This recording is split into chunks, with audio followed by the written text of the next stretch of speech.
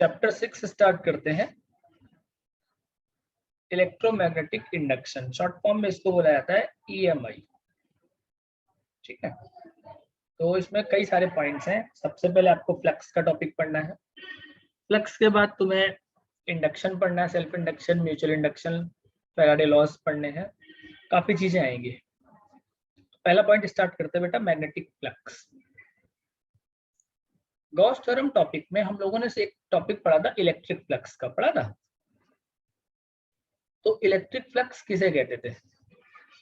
अगर किसी electric field में कोई सरफेस एज्यूम कर लेते हैं, उससे जितनी total number of field lines pass होती है उनको इलेक्ट्रिक फ्लक्स कहते हैं। यही पढ़ा था हमने।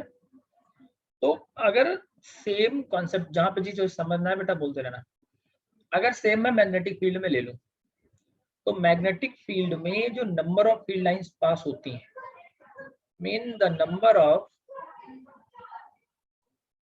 Field lines crossing a surface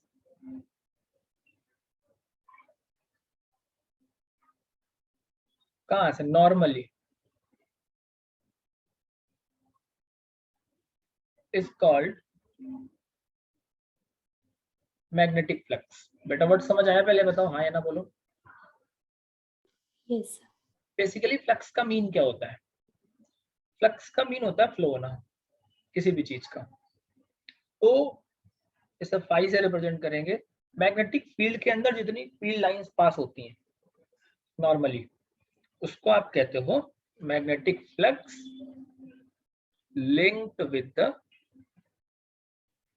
surface. Word clear हुआ है नहीं? ठीक है, अच्छा लगा। अब यहाँ पे हम बात करेंगे थीटा की। सपोज करो ये कोई सरफेस है, ठीक है, ये हमारे पास कोई सरफेस है, इस पर ये मैग्नेटिक फील्ड बी बन रही है। नॉर्मल एरिया वेक्टर ऊपर की तरफ होगा, होगा नहीं होगा?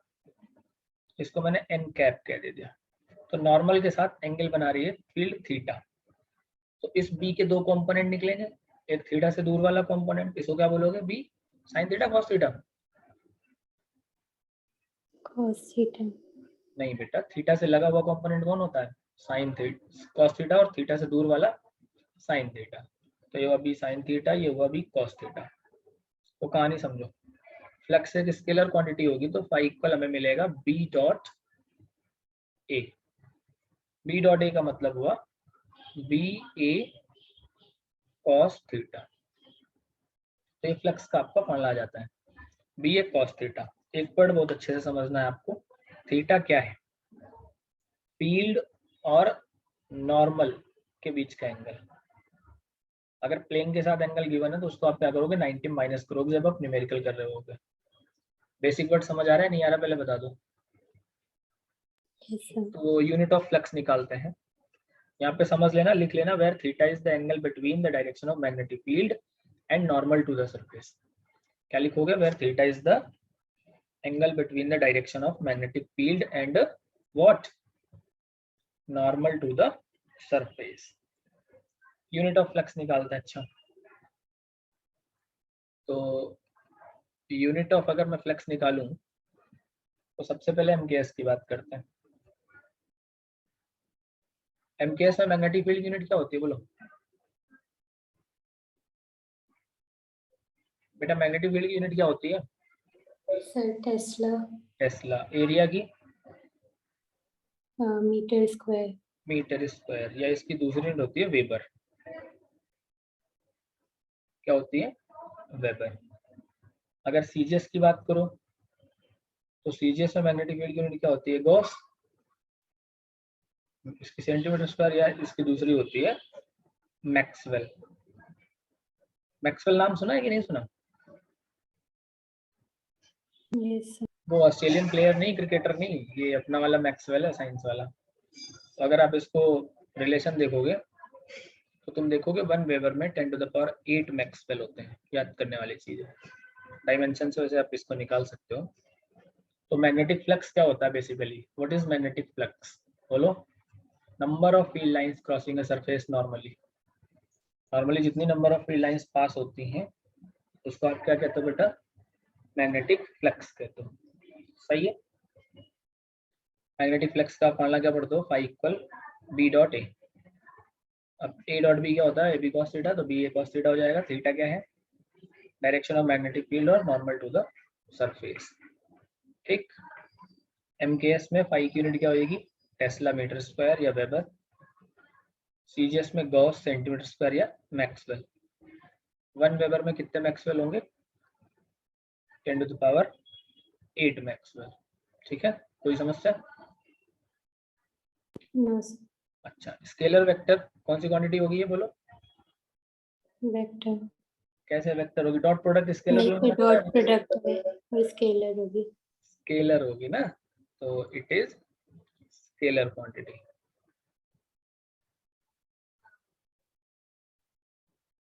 ये एक स्केलर क्वांटिटी होगी। क्लियर? तो मैग्नेटिक फ्लक्स स्केलर क्वांटिटी है, वेबर, मैक्सवेल, थीटा, सारी बातें आपको समझ आ रही हैं।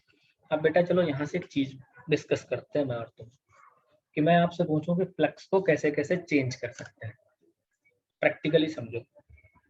अगर मैं फ्लक्स को चेंज करने की बात करूं तो मेरे पास फ्लक्स का फॉर्मूला क्या है, pi equal B A cos theta है। यस नो बोलो। Yes sir. अच्छा, बी ए कॉस थीटा है, तो अगर मैं बी चेंज करूं तो क्या फ्लक्स चेंज हो जाएगा? Yes sir. तो सबसे पहली चीज क्या आ गई कि फ्लक्स कैसे चेंज हो सकता है,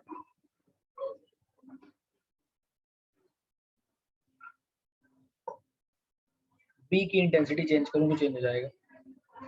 तो changing of intensity of B. एक सेकेंड दो बेटा।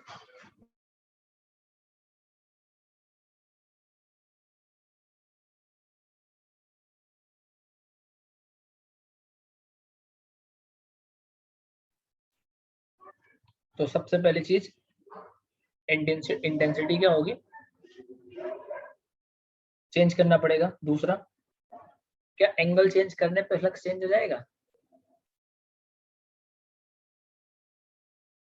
अगर मैं थीटा चेंज करूं बेटा यस सर। तो फ्लक्स चेंज, बिल्कुल सही बात है। तीसरा, अगर एरिया चेंज करूं तो क्या फ्लक्स चेंज हो जाएगा? Yes sir. तो फ्लक्स को 3 तरीके से आप चेंज कर सकते हो। अच्छा, कुछ केसेस देखो, अब हम कुछ केसेस पढ़ेंगे। सबसे पहले मैं तुमसे बात करूं for maximum flux. Maximum flux के लिए मैं केस की बात कर रहा हूं, सम केसेस। देखो, अगर एक मैं जनरल फॉर्मूला पढ़ूं तो बी ए कॉस थीटा आ रहा है। पहला केस मैंने लिया for maximum flux. Maximum flux के लिए बेटा थीटा कितना होना चाहिए, मतलब यहाँ पे बी और ए तो कांस्टेंट है, तो कॉस थीटा मैक्सिमम होगा। कॉस थीटा की मैक्सिमम वैल्यू कितनी होती है बताओ? 1। 1। कितने में होती है, थीटा 0 में होती है ना। तो मैक्सिमम फ्लक्स के लिए थीटा 0 होना चाहिए, बी ए। अच्छा, 0 का मतलब प्लेन के पैरेलल होना चाहिए, परपेंडिकुलर होना चाहिए? पैरेलल। प्लेन के पैरेलल होना चाहिए, परपेंडिकुलर होना चाहिए? पैरेलल। थीटा कहाँ से लिया था आपने? सर थीटा मतलब बी और ए के बीच का एंगल 0 होना चाहिए। तो एरिया वेक्टर तुमने नॉर्मल से लिया है ना थीटा, सर यस तो सर। सरफेस के तो परपेंडिकुलर होना चाहिए ना।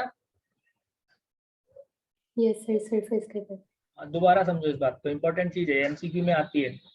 सरफेस के परपेंडिकुलर होना चाहिए एंगल। रीजन, क्योंकि जब हम फ्लक्स में थीटा कंसीडर करते हैं तो कहाँ से कंसीडर करते हैं,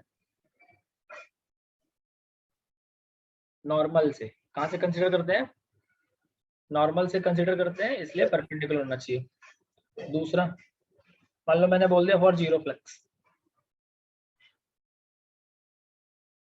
तो 0 फ्लक्स के लिए थीटा कितना होना चाहिए, कॉस थीटा 0 कब होता है, तो थीटा 90 होता है। तो ये सरफेस के पैरेलल होना चाहिए, है ना, 0 आ जाएगा। तो एक बात और ढंग से समझने वाली है, मैग्नेटिक फ्लक्स एक स्केलर क्वांटिटी है। कैसी क्वांटिटी है, स्केलर। तो फ्लक्स कैन बी 0, पॉजिटिव और नेगेटिव, तीनों हो सकते हैं। फ्लक्स आपका 0 भी हो सकता है, पॉजिटिव भी हो सकता है, नेगेटिव। नेगेटिव के लिए क्या करोगे, आपको थीटा कितना होना चाहिए, 90 से तो ज्यादा होना चाहिए, और 270 से कम होना चाहिए। अगर 90 और 270 के बीच में थीटा आ जाएगा तो फ्लक्स हमारा क्या हो जाएगा, नेगेटिव हो जाएगा। बट समझ आ रहे नहीं आ रहे पहले बताओ। यस डायमेंशन ऑफ पाई निकालो। पाई इक्वल होता है b इंटू ए। मैग्नेटिक फील्ड की डायमेंशन कहाँ से निकालोगे? एफ इक्वल आपने मैग्नेटिज्म में पढ़ा होगा, IBL पढ़ा है। यस सर तो b इक्वल क्या निकाला वहां से, एफ अपॉन IL। एफ के लिए क्या पढ़ा आपने, ML की पावर -2। करंट क्या पढ़ा, A। L पढ़ा L, कट गया। तो B कितना आया हमारे पास, MT की पावर -2 A की पावर -1। और एरिया क्या पढ़ते हो आप, L स्क्वायर। क्या आ गया, ML स्क्वायर T की पावर -2 A की पावर -1। सही बात है, हाँ या ना बोलो। यस सर कोई समस्या नो सर नहीं है। तो बेटा मैग्नेटिक फ्लक्स की बातें क्लियर हो गई बिना न्यूमेरिकल। अभी मैंने आपको फ्लक्स का न्यूमेरिकल नहीं कराया, लेकिन मैग्नेटिक फ्लक्स थोड़ा सा समझ आ गया। आज मैं तुम्हें फैराडे लॉस तक ले जाऊंगा। तो मैग्नेटिक फ्लक्स और फैराडे लॉस हमें पूरे ढंग से क्लियर होने चाहिए, इन डायरेक्शन वगैरह इंड्यूस करंट की। तो ये पहले बताओ मैग्नेटिक फ्लक्स समझ आया नहीं आया? सर आप क्वेश्चन साथ में कराते जाइएगा जो भी टॉपिक पढ़ा है। अच्छा, मैं सोच रहा था फ्लक्स और इसके फैराडे लॉ के एक साथ कराता, क्योंकि उसमें भी फ्लक्स ही फंसेगा। चलो मैं तरीका एक बता दे रहा हूँ तुमको, ठीक है। अभी तक केवल फ्लक्स का तुम्हें क्वेश्चन दो तरीके से मिलेगा, कि मैग्नेटिक फील्ड गिवन हो, एरिया गिवन हो, उनके बीच का एंगल गिवन हो, आपसे सीधा फ्लक्स निकलवा ले, डायरेक्ट वैल्यू पुटिंग का होगा।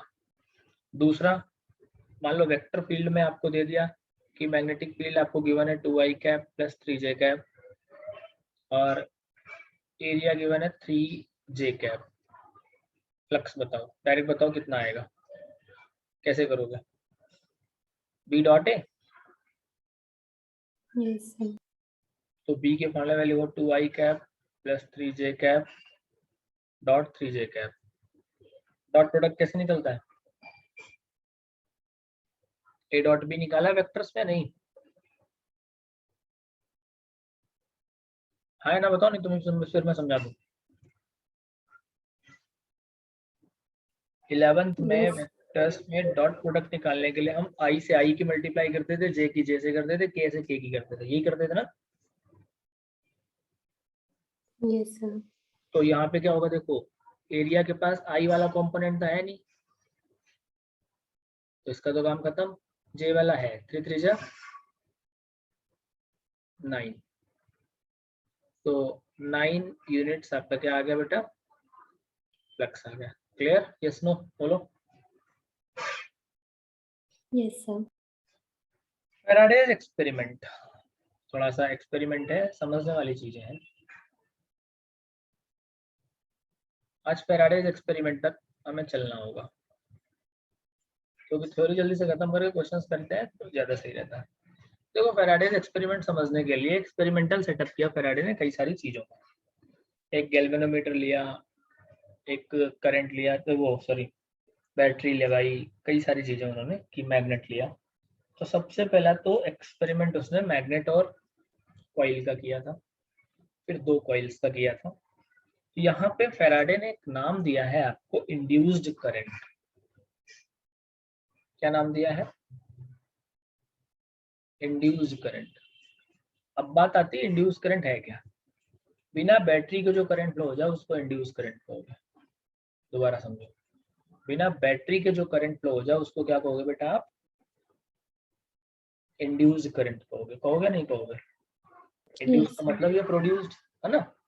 तो हमें प्रोड्यूस करंट चाहिए या इंड्यूस करंट चाहिए, बेसिक पर्पज है, बेसिक पॉइंट ऑफ व्यू है, कोई समस्या वाली बात ही नहीं है।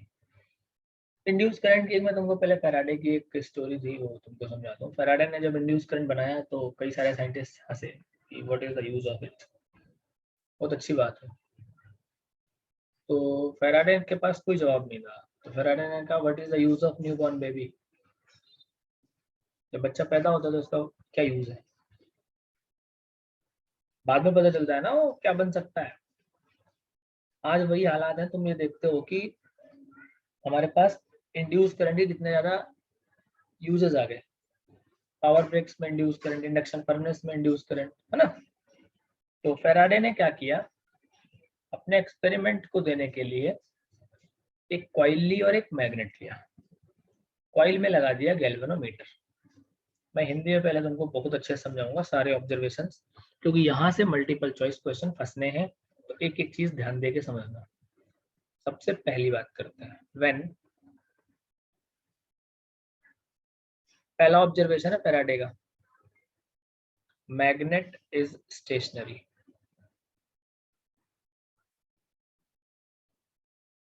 जब मैग्नेट स्टेशनरी है तब क्या होगा।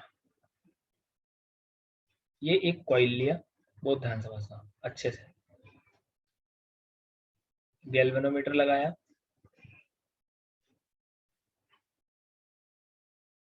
मैग्नेट लिया। बेटा जब मैग्नेट स्टेशनरी है तो इसकी मैग्नेट की वेलोसिटी क्या होगी, 0 होगी, है ना। समझने की कोशिश करना, डायरेक्शन का कॉन्सेप्ट है, समझ रहे हो ना जो मैं समझा रहा हूँ। Yes sir. तो जब एक कॉइल लिया और एक मैग्नेट लिया, मैग्नेट को कुछ नहीं किया, उसने कॉइल के पास रख दिया। जब मैग्नेट को कॉइल के पास रखा तो वो देखता है कि कॉइल में कोई भी डिफ्लेक्शन नहीं हुआ, गैल्वेनोमीटर का जो डिफ्लेक्शन है किसी साइड नहीं हुआ। क्या रिजल्ट निकाला, there is no deflection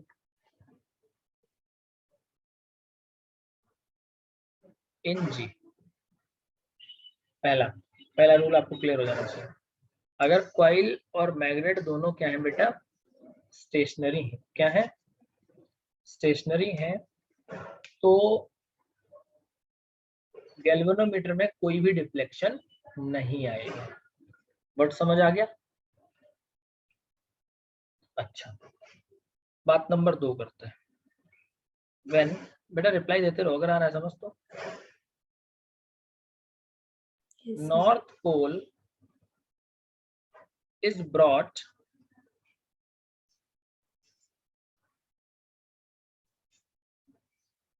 towards the coil.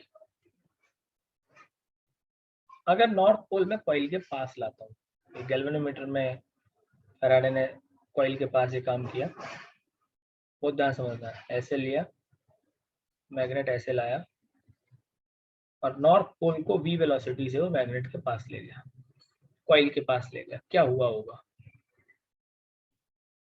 10th ICSC board से था, सीबीएसई बोर्ड से था बेटा, आपने 10th सीबीएसई, अच्छा ठीक है। मैग्नेटिक इफेक्ट ऑफ करंट एक 10th में चैप्टर हम लोग पढ़ते थे, है ना। अगर ये कोई कॉइल है सपोज करो और इसके पास नॉर्थ पोल लाया जाए, तो हमें एक क्लॉक फेस रूल पढ़ाया जाता था ना, ध्यान हो तो यहाँ समझना। अंदर एन बनाओ, एन ऐसे बनता है, तो देखो ये इधर को जाएगा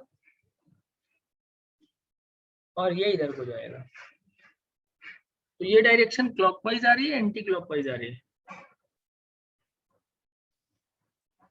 एंटी क्लॉकवाइज। Anti clockwise. तो रटो अब हमारे साथ, अगर कोई किसी कॉइल के पास मैग्नेट का नॉर्थ पोल लाया जाता है तो करंट कॉइल में एंटी क्लॉकवाइज इंड्यूस होगी। वर्ड समझ आ गया। तो अगर north pole is brought towards the coil, तो a current flows in a coil, कैसा, in anti clockwise direction. Word समझ आ गया बेटा, रूल समझ आया कि नहीं आया, पहले यस बताओ सर। क्या है समझ। अगर नॉर्थ पोल कॉइल के पास में लाया जाता है तो करंट की डायरेक्शन क्या होगी,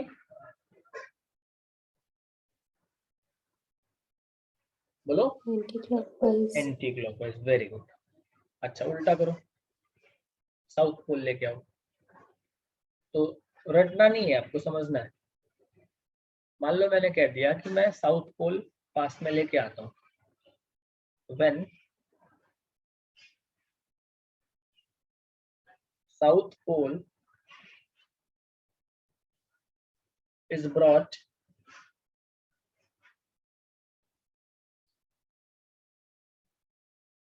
toward the coil, coil के पास साउथ पोल लाओ। देखो समझो, मैंने क्या करा, मैग्नेट का मैं साउथ पोल लेके आया v वेलोसिटी से। अगर मैं क्लॉक फेस रूल पढ़ता हूँ, 10th में मुझे क्लॉक फेस रूल पढ़ाया गया था, यहाँ पे मैग्नेटिज्म में है थोड़ा सा, अंदर एस बनाओ, एस तो ऐसे बनता है ना, तो देखो ये वाली पॉइंट इधर को पॉइंट आउट कर रही है, इधर को, ये क्लॉकवाइज है एंटी क्लॉकवाइज है? क्लॉकवाइज। क्लॉकवाइज। तो अगर साउथ पोल आता है तो current flows in clockwise direction, सही है? Yes sir. Current flows in clockwise direction. बात समझ आई नहीं आई? Yes no? यस। अब तक तुमने 3 चीजें पढ़ी। अगर मैग्नेट स्टेशनरी है तो इंड्यूस करंट नहीं होगी। अगर नॉर्थ पोल आ रहा है तो एंटी क्लॉकवाइज। साउथ पोल आ रहा है तो क्लॉकवाइज। अब उल्टा करो, अब कॉइल से मैग्नेट को दूर करो, मैग्नेट को मूव करो दूर, या तो पास में आ रहा है ना, अब ये मैग्नेट दूर जा रहा है, तो अगर मैग्नेट दूर जा रहा है तो केस 2 और 3 का अपोज हो जाएगा। केस 2 और 3 का अपोज डायरेक्शन कैसे होगा? नॉर्थ पोल अगर दूर जाएगा तो क्या बनेगा? Clockwise anti clockwise?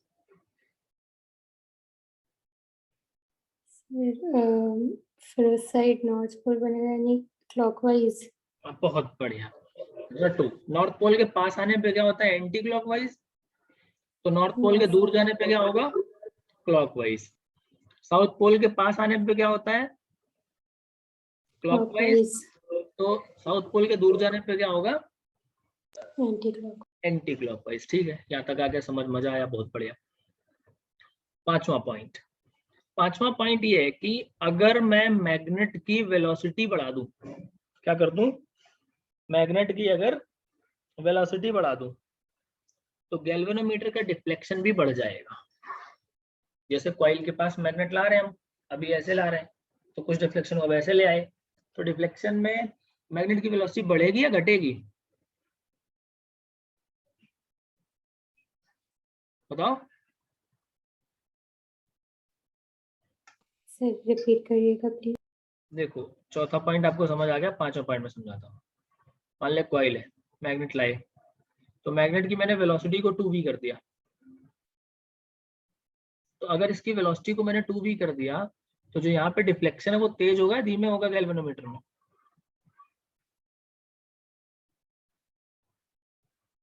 नहीं आ रहा समझ? पहले v वेलोसिटी से मैग्नेट आ रहा था इसके पास, मान लो डिफ्लेक्शन ऐसे हो रहा है, ऐसे ऐसे ऐसे ऐसे ऐसे धीरे धीरे, अब ये 2v वेलोसिटी से आया, तो डिफ्लेक्शन तेज होगा या धीरे होगा या उसी स्पीड में होगा? तेज होगा। तो पांचों पॉइंट समझ आ गया आपको? Yes sir. बहुत बढ़िया। इंड्यूस्ड करंट की डायरेक्शन कौन से लॉ से फाइंड आउट करेंगे? चलो डायरेक्शन ऑफ इंड्यूस्ड करंट निकालते हैं। Direction of induced current, induced current की डायरेक्शन हम लोग निकालेंगे फ्लेमिंग्स राइट हैंड रूल से। आता है?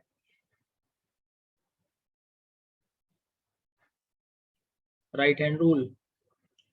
अच्छा, फ्लेमिंग्स लेफ्ट हैंड रूल आता है ये वाला? यस सर आता तो है। अभी पढ़ा होगा चौथे चैप्टर पे मैग्नेट, अभी तुम बता रहे थे, क्लियर किया। देखो फ्लेमिंग लेफ्ट हैंड रूल क्या होता है? अगर लेफ्ट हैंड के थंब, फोर फिंगर और सेंटर फिंगर को ऐसे स्ट्रेच करें कि तीनों एक दूसरे के म्यूचुअली परपेंडिकुलर हो जाएं, तो अगर थंब क्या दे? करंट की डायरेक्शन, सॉरी उल्टा बोल दिया मैंने, thumb, four finger, centre finger अगर ऐसे फैलाए जाएं कि तीनों एक दूसरे के म्यूचुअली परपेंडिकुलर हो जाएं, तो सेंटर फिंगर क्या दे, करंट की डायरेक्शन, फोर फिंगर क्या दे, मैग्नेटिक फील्ड की डायरेक्शन, तो थंब क्या देता है बेटा, फोर्स की डायरेक्शन। यही पढ़ा था हमने। Yes sir. इसी तरीके से अगर राइट हैंड के थंब, फोर फिंगर और सेंटर फिंगर को ऐसे फैलाओ कि तीनों एक दूसरे के म्यूचुअली परपेंडिकुलर हो जाएं, तो अगर ये सेंटर फिंगर इंड्यूस्ड करंट की डायरेक्शन देता है, फोर फिंगर मैग्नेटिक फील्ड की डायरेक्शन देता है, thumb motion of the conductor की डायरेक्शन देगा। क्लियर? Yes sir. समझ आई बात या नहीं आई थोड़ी बहुत? यस सर अभी। तुम बताओ, अच्छा रिपीट करो मुझे फटाफट क्या मैंने बोला।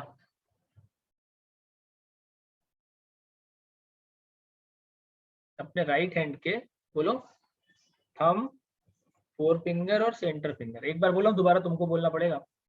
थंब, फोर फिंगर, अगर हाँ बोलो। सर अगर फोर फिंगर फील्ड की डायरेक्शन देगा और मिडिल फिंगर करंट की डायरेक्शन देगा तो मोशन की डायरेक्शन थंब से रहेगी। मिडिल फिंगर कौन सी करंट देगा, main current, induce current? Sir induced, sir main current. ना ना ना ना बेटा, यहाँ इंड्यूस करंट की बात चलेगी राइट हैंड रूल में। Okay right sir. Hand rule में किसकी बात चलेगी, इंड्यूस्ड इंड्यूस्ड करंट। करंट की बात चलेगी। आज मैं करंट का इंडक्शन पूरा तुमको खत्म कर दूंगा, पूरा आज करंट के डाउट अभी मैं और कॉइलिंग में लाऊंगा तो और चीजें खत्म कर दूंगा। यहाँ तक की बात एकदम समझ आ गई आपको प्रॉपर? Yes sir. ठीक। अब बात करते हैं इलेक्ट्रोमैग्नेटिक इंडक्शन की। किसकी बात करेंगे? Electromagnetic induction. इलेक्ट्रोमैग्नेटिक इंडक्शन को बहुत ही आसान वे पे समझ सकते हैं। लिख देता हूँ पहले मैं, इलेक्ट्रोमैग्नेटिक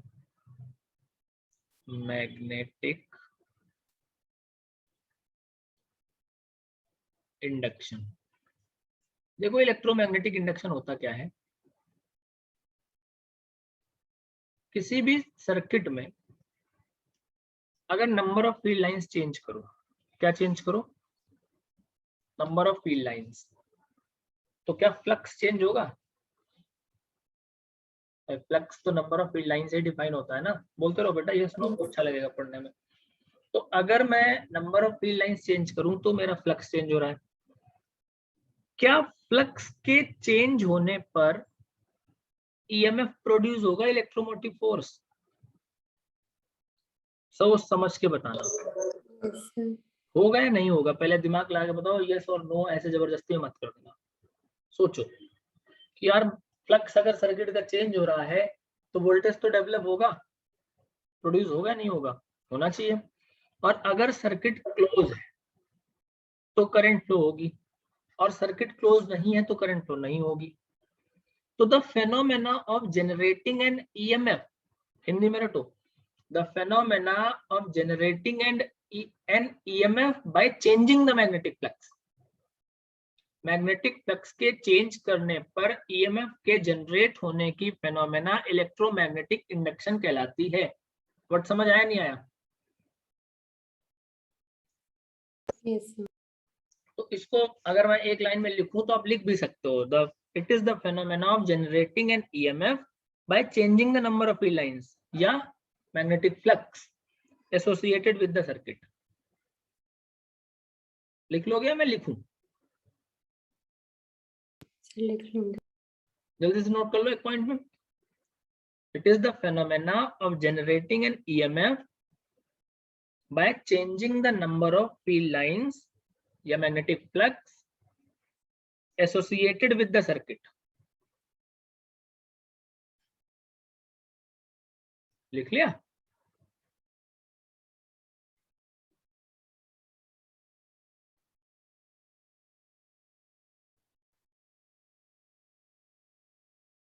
बेटा लिख लिया ना? Yes sir. हाँ, तो the EMF so generated is called induced EMF. और अगर सर्किट क्लोज है तो जो करंट फ्लो हुई उसको हमने बोला इंड्यूस्ड करंट। तो इलेक्ट्रोमैग्नेटिक इंडक्शन की शॉर्ट फॉर्म में डेफिनेशन समझो, आपने क्या किया, चेंज इन फ्लक्स, फ्लक्स को चेंज किया तुमने, क्या प्रोड्यूस करेगा, EMF. Produces EMF.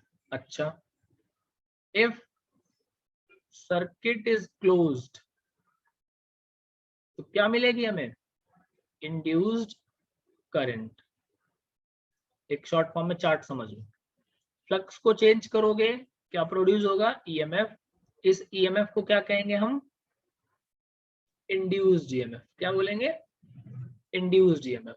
सर्किट आपने क्लोज करा रखा है, जाहिर सी बात है अगर सर्किट क्लोज होगा तभी तो करंट आएगी ना, अगर सर्किट क्लोज नहीं होगा तो करंट कहां से आ जाएगी। गलत क्या कह रहा हूँ, सही कह रहा हूँ मैं। तो अगर सर्किट क्लोज होगा तो करंट आएगी, और ऐसी करंट को क्या बोलोगे, इंड्यूस्ड करंट। क्या बोलोगे, बोलो बोलो, सुन रहा हूं मैं। Induced current. हाँ, तो आप अच्छा बताओ, एक लाइन में इलेक्ट्रोमैग्नेटिक इंडक्शन की डेफिनेशन बता दो फटाफट मुझे। So it is the phenomena of generating EMF by changing the number of magnetic field lines associated with the field. हाँ, फ्लक्स के या नंबर ऑफ फील्ड लाइंस की जगह तुम फ्लक्स भी कह सकते हो, कि फ्लक्स को चेंज करने पे जो ईएमएफ इंड्यूस होता है वो इलेक्ट्रोमैग्नेटिक इंडक्शन कहलाता है। ये तो रहे बात आपके फैराडे के एक्सपेरिमेंट के, जो छोटे छोटे एक्सपेरिमेंट थे। अब हम लोगों को फैराडे के लॉज पढ़ने हैं, तो हेडिंग डाल लो Faraday's laws of EMI. Faraday's laws of EMI, electromagnetic induction के फैराडे के लॉज पढ़ने हैं। फैराडे ने दो नियम दिए बेटा, जिसके भी दो लॉज थे वो हिट हो गया है। जैसे करंट में तुमने किरचॉफ लॉस पढ़े थे, किरचॉफ से कितने लॉस थे बताओ। हाँ, किरचॉफ के दो लॉस थे, उसमें सेकंड लॉ से न्यूमेरिकल फंसता है, परेशान कर देता है। फैराडे लॉज में भी ऐसा ही, यहाँ पे भी जब न्यूमेरिकल फंसेगा परेशान करता है, इतना ज्यादा खैर नहीं है लेकिन चीजें अच्छी बनाता है। तो आज पहले हम लोग इसके लॉज के बारे में पढ़ते हैं। तो फैराडे लॉज हम पढ़ेंगे, सबसे पहला पढ़ते हैं फर्स्ट लॉ।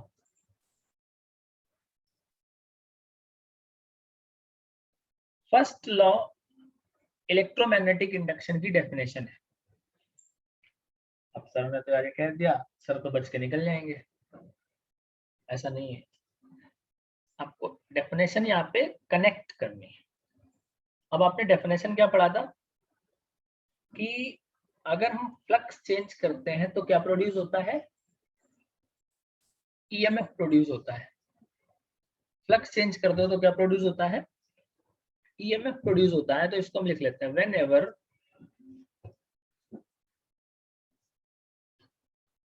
मैग्नेटिक फ्लक्स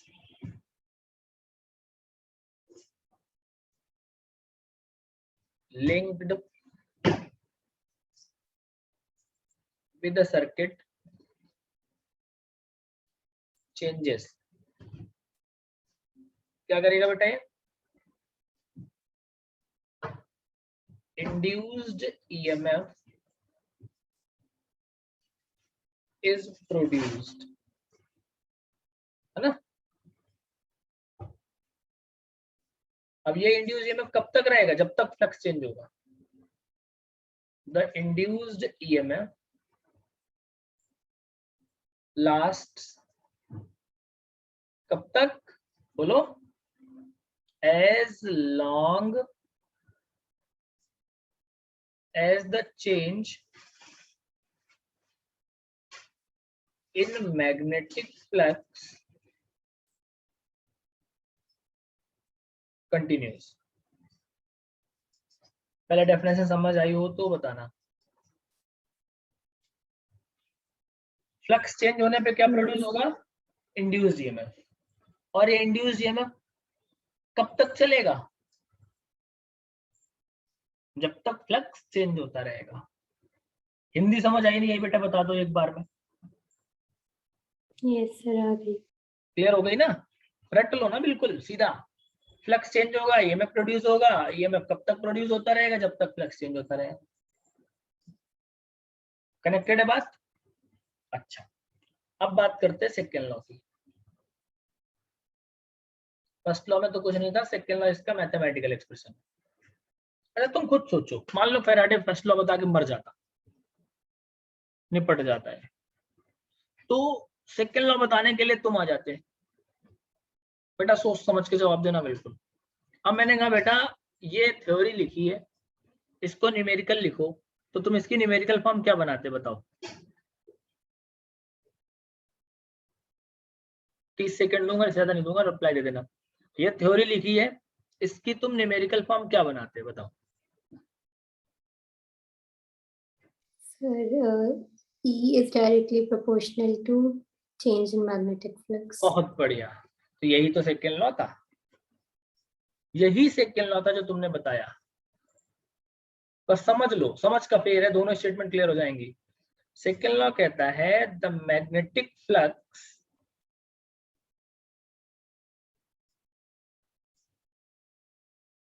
या द इंड्यूस्ड ईएमएफ लगाओ, क्योंकि rate of change in magnetic flux लगाना पड़ेगा। The magnitude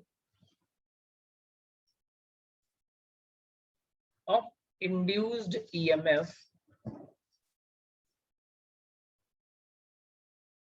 is directly proportional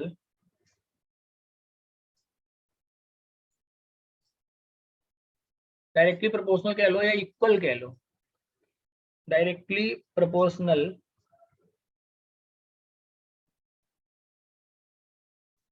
to the rate of change of magnetic flux. सही लिखा ना मैंने? Yes, sir. जो EMF E है ये equal to minus D phi by D T. Clear बात? Yes no? Yes, sir. दोनों स्टेटमेंट समझ आई नहीं आई पहले बताओ। Yes, इसको sir. और चलो पढ़ते हैं।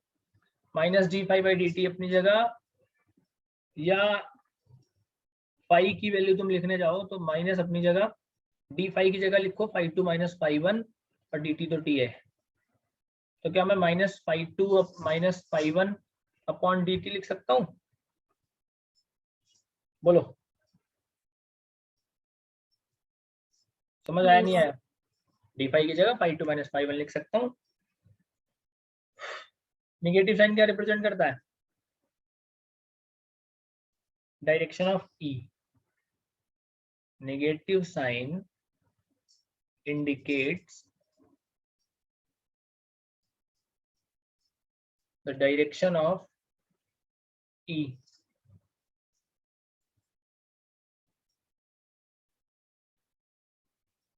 ठीक, E की डायरेक्शन हमारा नेगेटिव साइन इंडिकेट करता है।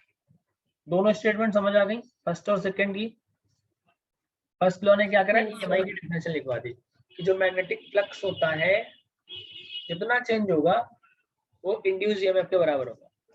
सेकंड बोलता है, फर्स्ट क्या बोलता है कि magnetic flux linked with a coil circuit change होगा तो वो इंड्यूस ईएमएफ प्रोड्यूस करेगा। अच्छा, अब अगर कॉइल में n टर्न्स है, कॉइल में टर्न्स कितनी है? n है। तो बात करते हैं, if coil has n turns, तो E इक्वल आ जाएगा minus n d phi by D t. क्या आएगा? E equal minus n d phi by D t. n phi को बोलते हैं मैग्नेटिक फ्लक्स लिंकेज। क्या बोलते हैं? Magnetic flux linkage. वर्ड समझ आया? Yes, sir. फैराडे लॉस समझ आए? एक बार जल्दी से दोनों की स्टेटमेंट बता दे फटाफट, फिर मैं आगे बढ़ जाऊं। Sir, first क्या होता है कि an EMF is induced as long as the magnetic flux linked with the circuit changes. और second law होता है कि the induced EMF is directly proportional to the rate of change of magnetic flux. हाँ, तो E equal minus D phi by D t होगा। yes, n turns है तो E equal minus n d phi by D t. But समझ आ गया, ठीक है। एक छोटा सा पॉइंट पढ़ना है, जो निगेटिव डायरेक्शन है, तो इस निगेटिव डायरेक्शन की वजह से बहुत सारी प्रॉब्लम आई। इन प्रॉब्लम्स को सॉर्ट आउट करने आए लेंज नाम के एक साइंटिस्ट थे। तो लेंज ने अपना लॉ दिया, तो आपको सीधा पढ़ना है लेंज लॉ। अगर मैं लेंजेस लॉ पढ़ता हूं तो है क्या, लेंज नाम के एक साइंटिस्ट थे, सीधा बताया कि इंड्यूस्ड करंट की जो डायरेक्शन है, समझ लेना हिंदी में, इंड्यूस्ड करंट की जो डायरेक्शन है ये उस कॉज को अपोज करता है। क्या करता है? उस कॉज को अपोज करता है जिसकी वजह से ये प्रोड्यूस होता है। नहीं आया समझ? सर आगे नहीं आया? अच्छा बताओ क्या आया। सर कि वो अपने कॉज को हमेशा अपोज करता है इंड्यूस्ड ये ईएमएफ। स्टेटमेंट है, इसके कुछ प्रैक्टिकल पॉइंट्स हम पढ़ेंगे। स्टेटमेंट ये बोलेगा the direction of induced EMF in a circuit is such that it opposes the change in flux responsible for its production. Change in flux को क्या करेगा? ये अपोज करता है। बट समझ आ रहा है भाई, कॉज क्या है? चेंज इन फ्लक्स ही है ना ईएमएफ के प्रोडक्शन का। हिंदी में समझो, तुमने क्या पढ़ा? फ्लक्स चेंज होगा तो ईएमएफ प्रोड्यूस होगा। तो ईएमएफ के प्रोडक्शन का कॉज कौन है? Change in flux. बेटा है तो चेंज इन फ्लक्स ही ना, अगर मैं ढंग से पढ़ने जाऊं तो उस चेंज इन फ्लक्स की डायरेक्शन को ये अपोज करता है। क्लियर हुआ नहीं हुआ? मैं लिख के देता हूं, according to this law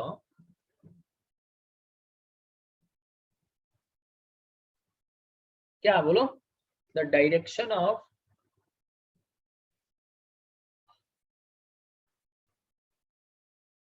induced EMF in a circuit क्या करेगा? is such that what it opposes the change in what? Magnetic flux.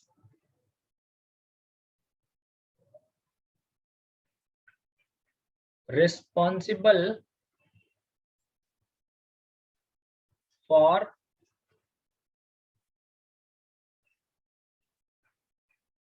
its production. Clear?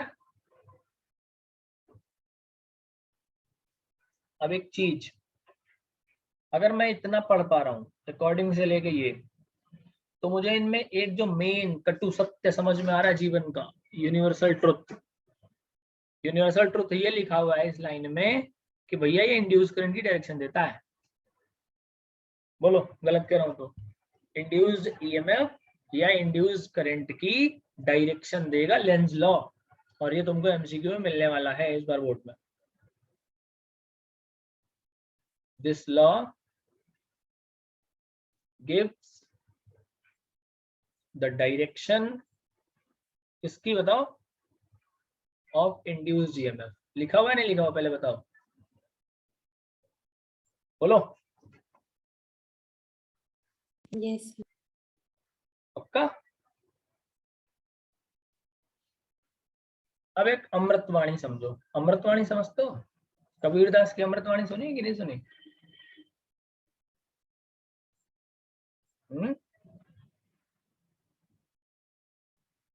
Subhransh जी नहीं सर। नहीं सुनी? चलो अच्छा मैं सुनाता हूँ। देखो अच्छे सुनेंगे, रटना थोड़ा सा। कोई ये मेन करंट है, इंपॉर्टेंट चीज है, या flux,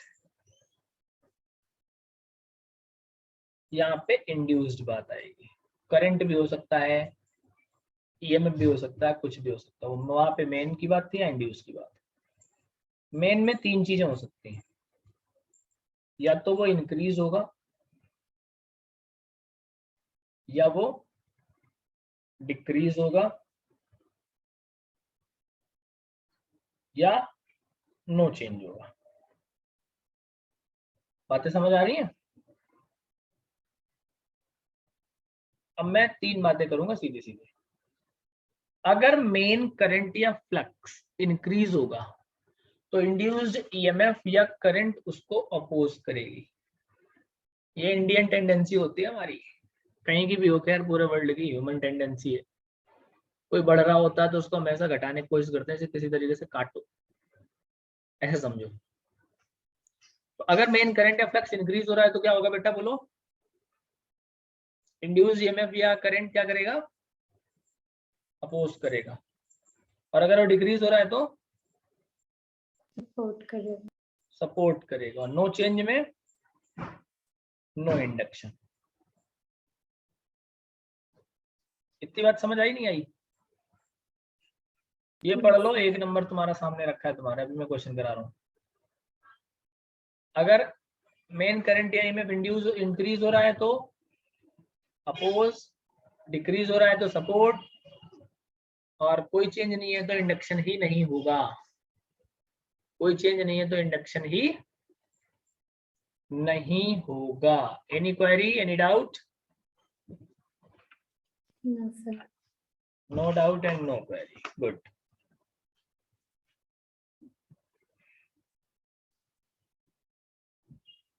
application of Lenz law.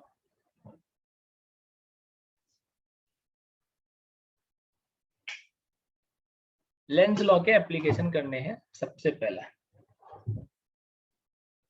दिमाग में तीन चीजें रखी जाए, इंक्रीज, डिक्रीज, नो चेंज। यहां से भी एक नंबर, जैसे फैराडे एप्लीकेशंस पढ़े थे आपने, वैसे यहां से भी एक नंबर आपके लिए इंपॉर्टेंट बनेगा। चलो बात करते हैं, लिखूंगा सबसे पहले। When current carrying coil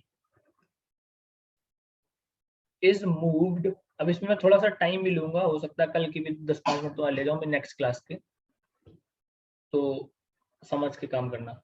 when current carrying coil is moved towards stationary coil,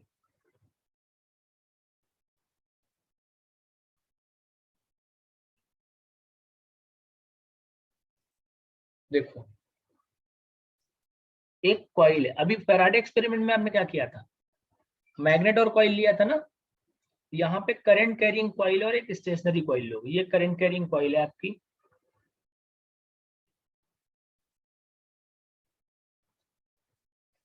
और ये हमारे पास एक स्टेशनरी कॉइल है, गैल्वेनोमीटर केबल है। बेटा मुझे तुम ही बताओगे, मैं तो नहीं बोलूंगा। तो the direction of induce current की बात करेंगे। The direction of induced current. बेटा एक चीज बताओ, ये करंट कैरिंग कॉइल है, करंट ऐसे जा रही है, स्विच ऑन है, ये इसके पास आ रही है।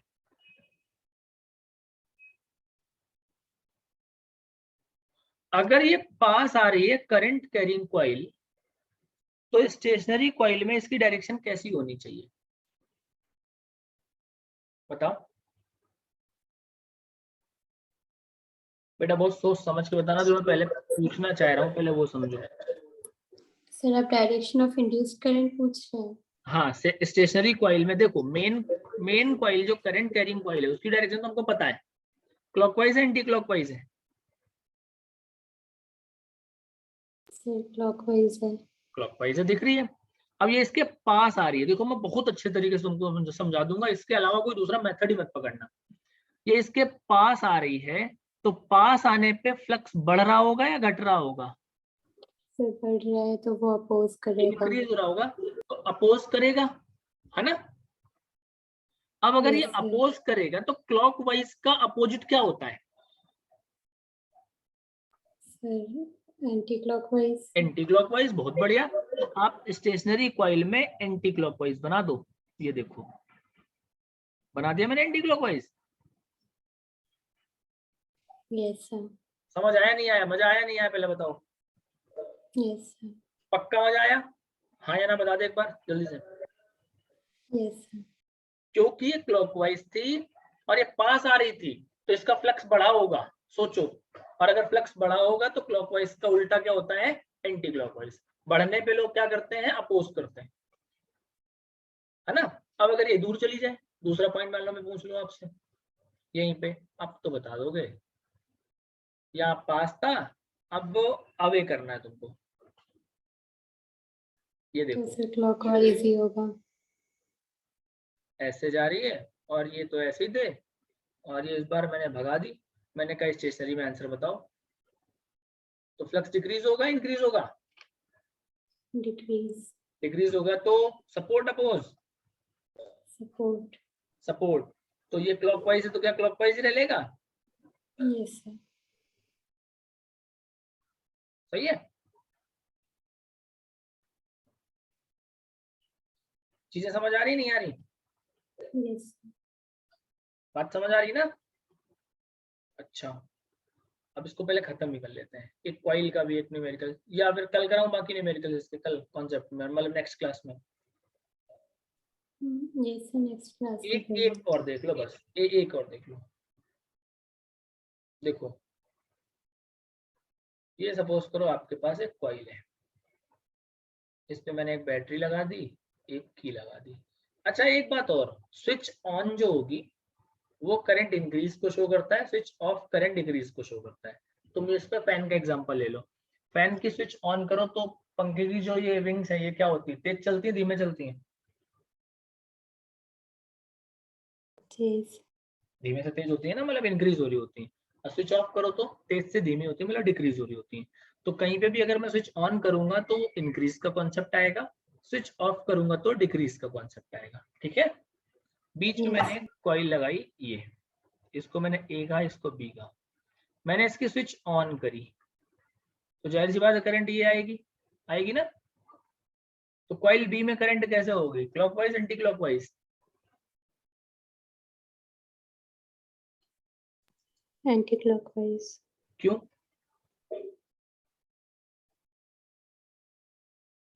क्यों?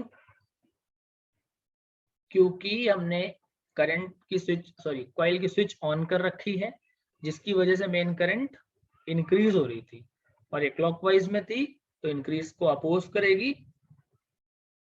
तो क्या बनेगी बी में? बोलो बोलो, मैं वही लिख दूं जो तुम बोलो। सर मेरे ख्याल से तो anti-clockwise. तो तुम्हारा ख्याल बिल्कुल सही है, हम तुम्हारे ख्यालों का सम्मान करते हैं, और एंटी क्लॉकवाइज करंट बन गई। ठीक। और अगर यहीं पे मैं कहता मैंने स्विच ऑफ किया है तो Clockwise. बहुत बढ़िया। ये रहे लेंज लॉ के एप्लीकेशन। नेक्स्ट क्लास में हम फैराडे लॉ के न्यूमेरिकल करेंगे और फिर सेल्फ और म्यूचुअल इंडक्शन करेंगे। ठीक है। Yes, sir. ओके बेटा, थैंक यू। Thank you.